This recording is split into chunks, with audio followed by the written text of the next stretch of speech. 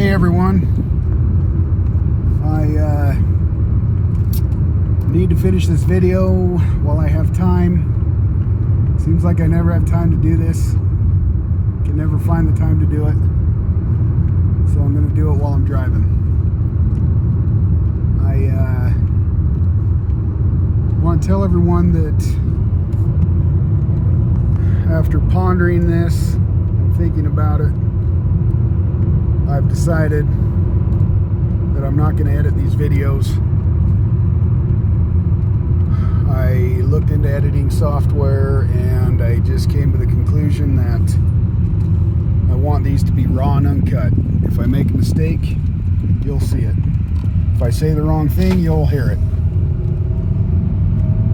If I make any mistakes, then great. That's just the way it'll be. Like I did there, I just repeated myself and said mistakes twice in a row. So there you go. That's raw and uncut. That's the way life is. That's the way these videos are going to be. Real.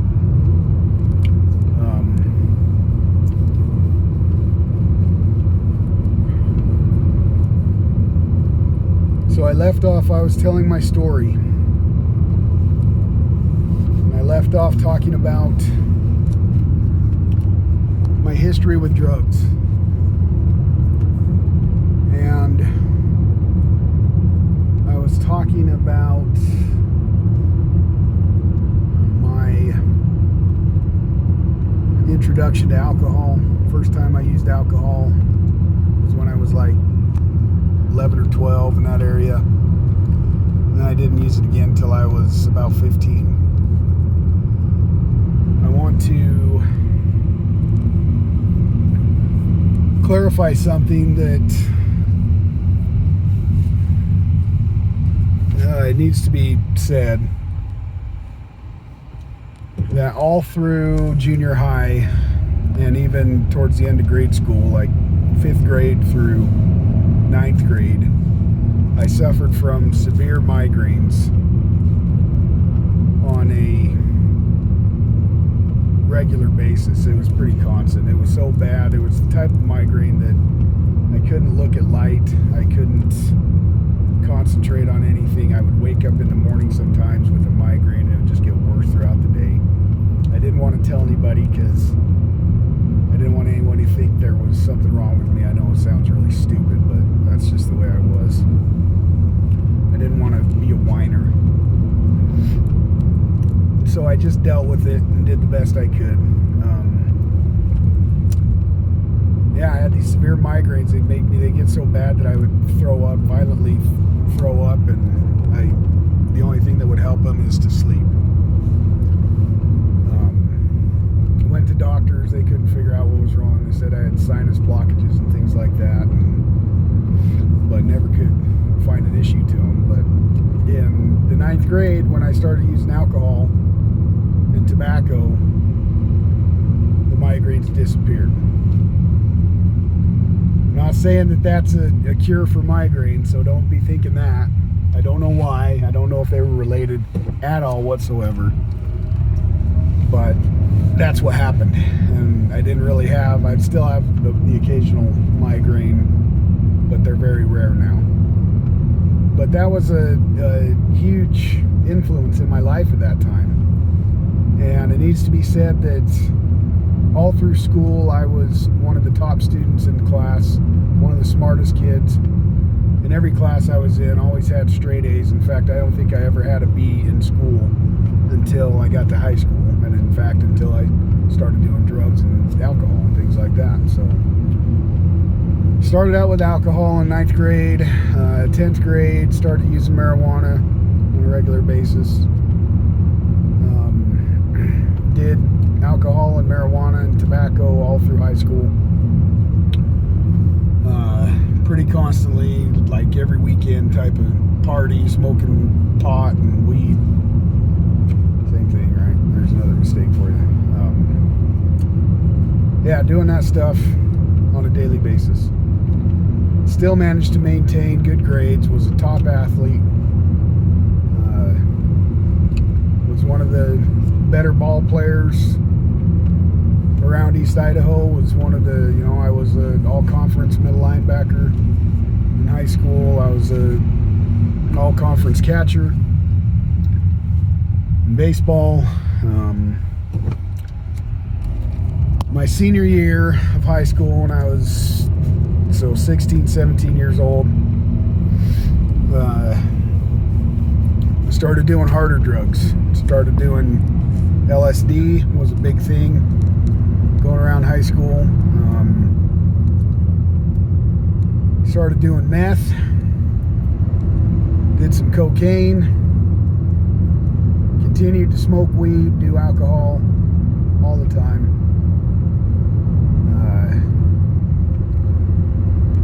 Got even deeper into drugs, and from there on out, I was a serious addict for the next 10 years of my life. From 17 to 27, my life revolved around drugs and alcohol and everything I did. I worked. Obviously there were other things that I was focused on and did, but this is about my drug history, so I'm just going to keep it to those details.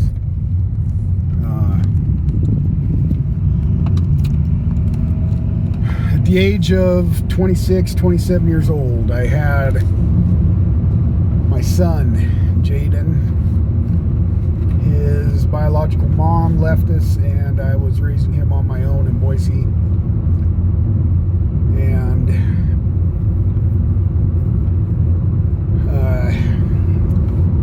series of events led me to one of the lowest, craziest times of my life. I was doing cocaine, meth, heroin all at the same time.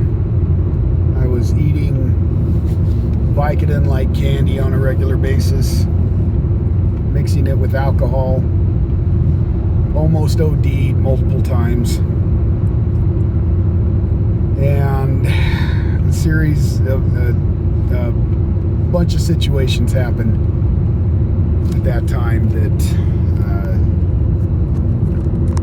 made me start to question my choices really hard. Made me start to think about things really deeply. And I hadn't really thought about praying or thought about religion or God or any of that stuff in years. I'd left the church. I was raised a good little Mormon boy, and left the church when I was about 16 and never looked back, never went back for about 10, 12 years. But so when I was about 26, 27 years old, my life was falling apart. Everything was going to chaos, and I was trying to raise a son, and I did not want to fail my son, did not want to let my son down. And one day I had taken about an 8-ball worth of cocaine, and I had swallowed it. And I had my son with me, and I know you're going to judge me and think that I'm a terrible person, and I was a terrible person, and I apologize for that. But I had my son with me, and I was extremely high on cocaine, so high that I was out of my mind. And my son Jaden, he was I think 2 years old, going on 3 when this happened. Maybe he was 3 years old. I think he had just turned 3. And he was in the back seat in his car seat, and he was just screaming at the top of his lungs, wailing, and me being under the influence of the drugs and having that screaming in the background, and it was just making me crazy, and I didn't know what to do. And all I could think of to do was to pray. So I said a little prayer, and I asked God, please help me. Please make this stop. Please do something to help me in this situation. I'm going crazy. I don't know what to do. And as soon as I was done speaking, my son immediately calmed down, was quiet as could be, and he just said, "Dad, are you okay?" And I started crying. And I said, "Yes, Jaden, I am fine now." And everything turned out all right, and I got home safely, and we were safe. But that instant, that answer to my prayers in that instant changed my entire direction in life. And I knew at that moment that I had to change my ways. It took me a long time after that to do so, but that was the moment where my direction changed from going into darkness towards the light. It was a very important moment for me. And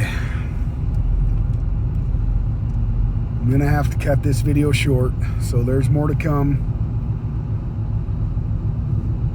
I will see you soon.